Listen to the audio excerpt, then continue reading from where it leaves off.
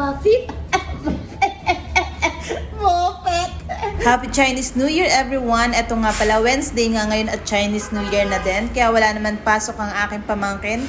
At isasama ko na nga lang siya sa store. At ayan na nga, nandito na nga kami sa store. Nag-umpisa na nga ako maglinis dyan, magwalis at magpunas ng mga lamesa. At ito nga, gusto niya nga daw mag-try na magwalis. Kaya naman pinagbigyan ko na.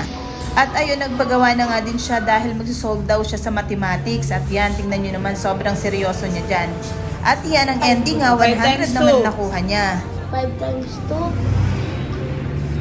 10. Pagkatapos very nga good, namin sa math 100. ay nagpahapyaw na din kami sa kanyang pagbabasa. Buffy? Mopet!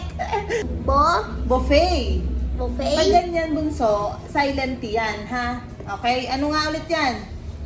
Buffet? Okay? Katapos nga namin magbasa ng kaunti ay nagyaya nga siya maglaro. Kaya naman, ayun, nakipaglaro na lang din ako para hindi siya Paano maboring. laruin?